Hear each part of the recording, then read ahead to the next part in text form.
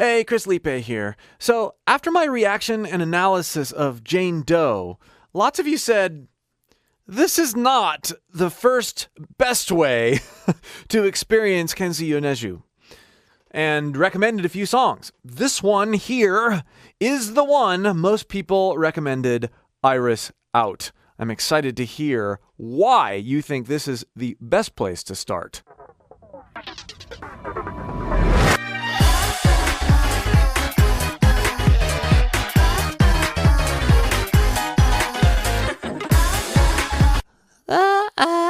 Sounds like sped up voices. Maybe it's not.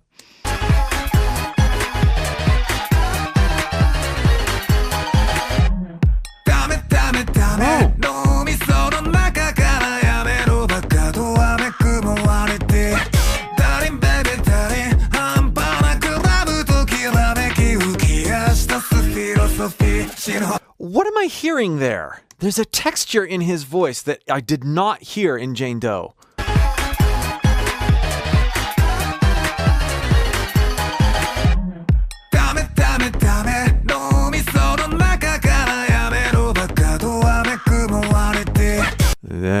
There's an octave lower and there's a doubling going on. So we've got this guy right here, center, and then here doing an octave lower of the regular melody. But there's more.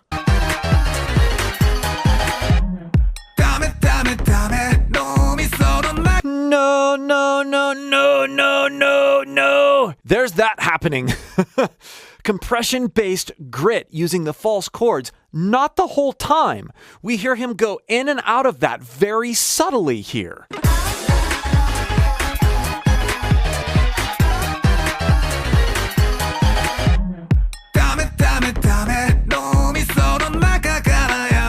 Makakana was clean.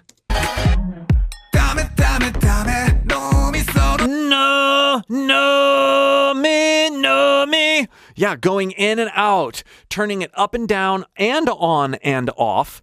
This is difficult to do, and it's yet another texture that I'm discovering out of Kenshi's voice that wasn't there. I don't remember it being there on Jane Doe.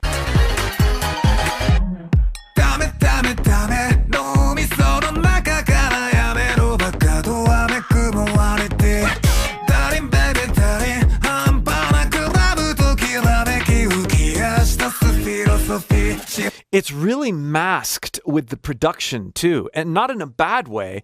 It creates a unified presence out of multiple voices, multiple versions of his voice, and at the same time creates this nice tactile texture. It's really cool.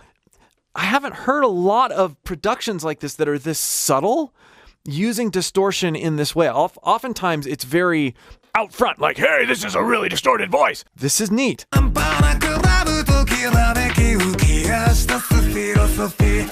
Let's get there. Go for a clean upper chest voice note. And then let's choose a slightly lower chest voice note. And we'll use those vowels. What we're going to do is when we dip down to the O, we're at the same time going to act like we're lifting something heavy. This desk is heavy. There's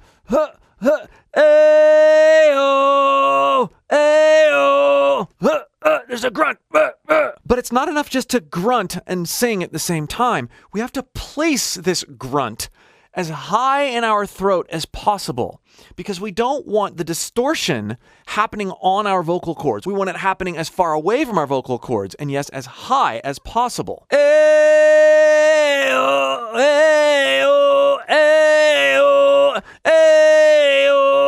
After a while, you start to understand this sensation of constricting and supporting more. When we lift something heavy, we ideally bring energy up from the bottom.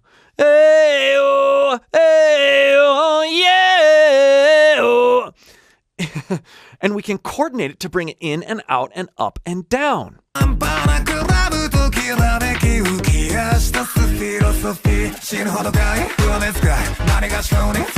That's cool.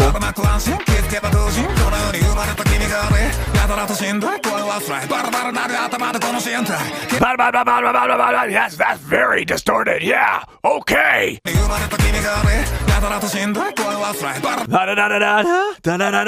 That's awesome too. He's a very agile vocalist, and he's able to add this compression, this weight to his voice right here, and then go up into his head voice. Also notice he's not hiding his vocal break. So many aspiring vocalists, when they sing, they're like, oh, it's bad to have your voice crack. It's bad to have your voice break. He is embracing it as a texture, as a coordination, as yet another way to express himself. Don't let anybody tell you, if you're trying to learn how to sing, hey, you got to eliminate your vocal break. No! Embrace it. Use it as a way to communicate and dig into what's possible with your voice. If you'd like more help working with what's possible with your voice, it's what I do, and it's what this channel is really all about. I can work with you personally if you join my free course, available by clicking the link in the pinned comment or video description. I'll help you pull from your inspirations and learn about things in your voice you never knew were there or possible. And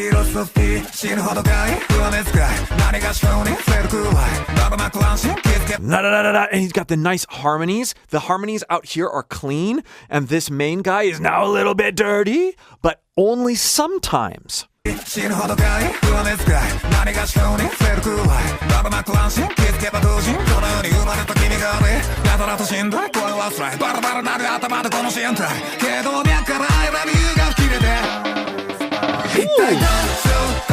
Cool. And a key change. More and more as I get into this genre, Japanese rock, pop, the creativity and pushing the boundaries of musical textures and arranging, it's there in this genre like it really isn't anywhere else in the world, in my opinion, right now. And some of the things that are happening vocally are a reflection of this creativity. They're like, well, this isn't normally done. I don't care. Let's do it anyway. And let's be creative and do it in our own way. I want to talk a little bit more about the distortion and head voice thing.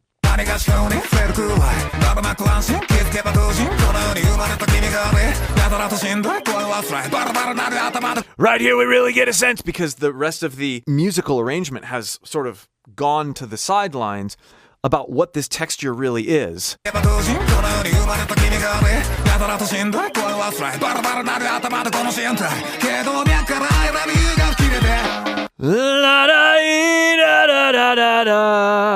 Try this. Just try it. Get rid of the notes and just do a coordination that is in your chest voice. La la la la la la la la, and then kick up to your head voice and be totally free. You're essentially abandoning into your head voice. La da da da da, la da da da da, la da da da da, and you're using a sigh, a light sigh to get there. And then you can start to create some coordinations with it. As you get more and more comfortable with how each sensation feels, you can join the sensations together playfully. That's all he's doing here. I bet he did that first, learned how to create these textures with his voice, and then assigned pitch to it later. That's the best way to do it because it doesn't introduce tension.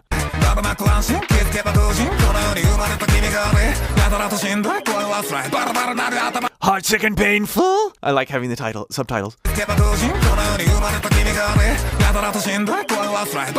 I'm heart sick and painful. I'm heart sick and pain. I like how he brings it up into his nose.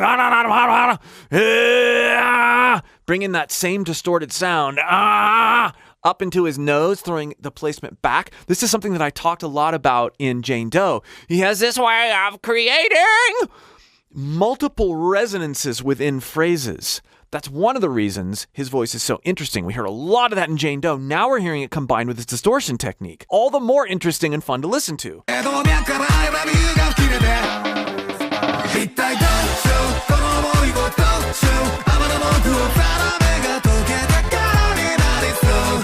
was a cool line.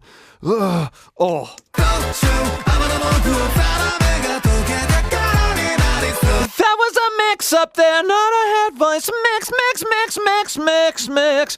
What we're doing here is because he's comfortable with his head voice, he's able to add weight, a similar feeling weight to when he's using distortion in his chest voice, while throwing his resonance back towards, so it feels like it's coming out the back of his head.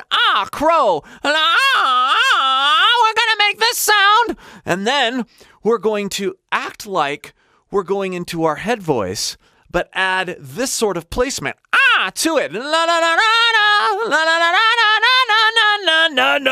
And then ground in this distorted sound. This is why we can have a weightier, higher, not falsetto-y, not head voice note in head voice range. That's what he's doing on that line.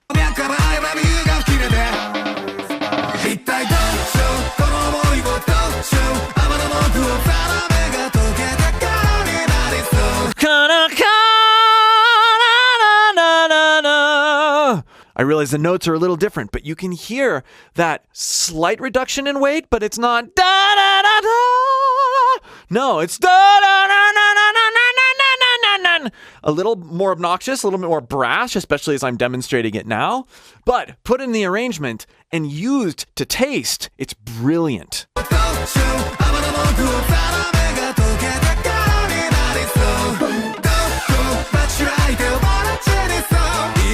There again, up there. Now there was a regular head voice. That was cool. These contrasts, he's not doing one thing over and over again. The melody's dancing around, which is cool and catchy, but he's approaching these same sorts of notes in so many different ways.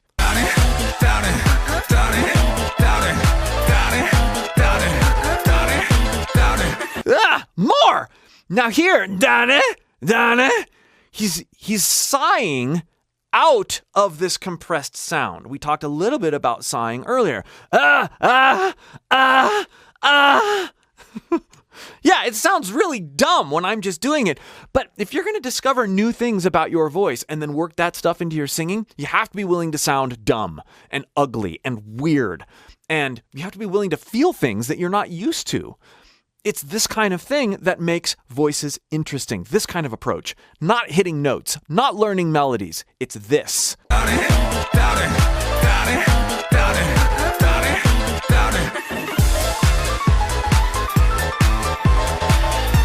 Sick chromatic piano stuff.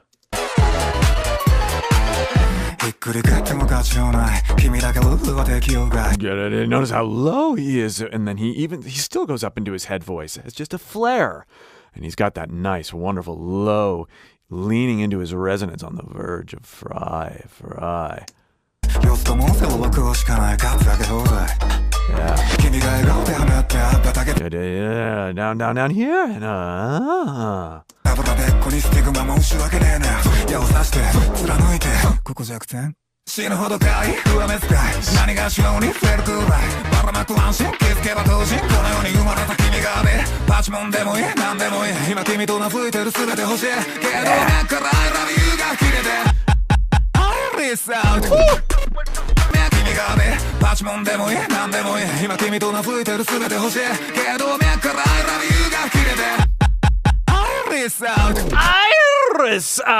Iris out. Oh man, so many things. You could analyze every word almost and take something new in terms of posture and positioning for the voice. Such an interesting vocalist. And what I am coming to understand is part of this genre. And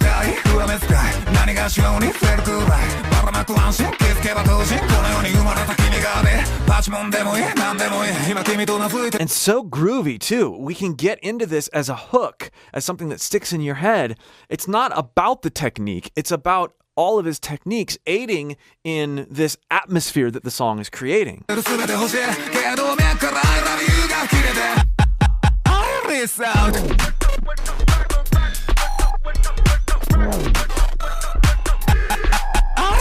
Out.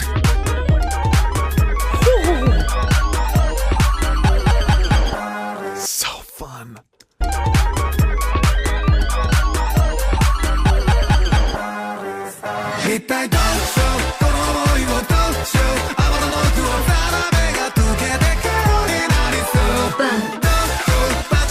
his voice after the key change does exist a little bit lighter and cleaner in general, which is kind of cool to hear. A lot of times vocalists will push more after a key change, and he's doing the opposite, which frees the audio atmosphere a little bit rather than makes you feel more like this. There's this sense of an opening up to the higher key as opposed to a reaching for it. Another mark of a very seasoned and trained vocalist.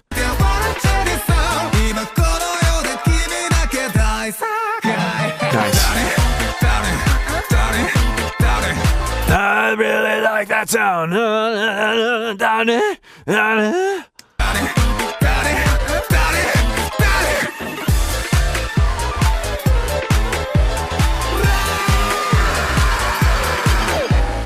Ooh. Now he's gone full scream here at the end. This is going to be cool to bring us from distortion, using his clean voice, using the size we just heard, putting those all together, mixing them up, and there's your scream. I'll demonstrate.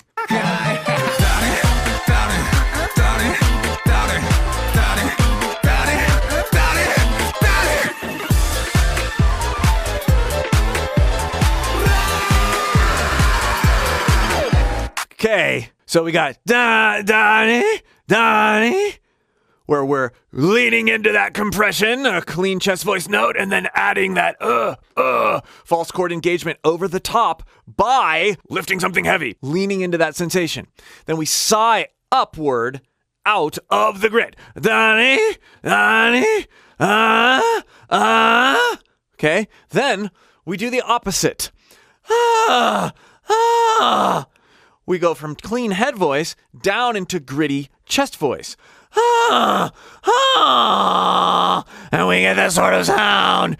Yeah, it's actually quite sustainable. Then we bring this sound out of our throat and up sort of where we feel like it's existing here. We sound like a tortured goat. And then we think pitch. Even though there's not really a note, it doesn't matter.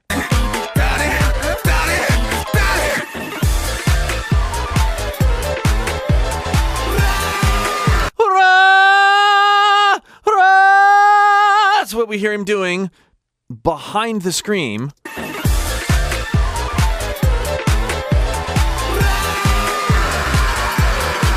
Notice it starts with the pitch. It's being more prominent, and then it roasts into that very extreme breakup, the scream. Also, there's a distortion effect on his voice, accentuating the distortion that he's creating with his voice.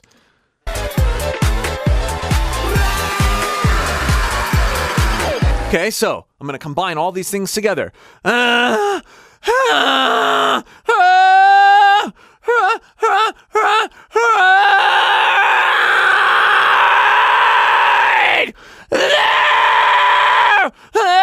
There's the note. Notice I sighed into it.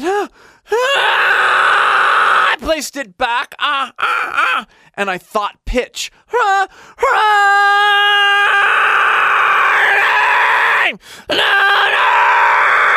And you hear a little bit of that pitch. Notice I can talk right afterward. This is not trashing my voice at all. It actually feels really good. Why? Because I'm using the structures above my vocal cords to make that distortion. To start out with, and then when I scream, I am disengaging my vocal cords almost entirely, although you can hear a little bit of it because there is a pitch center there. But he gradually goes into this. And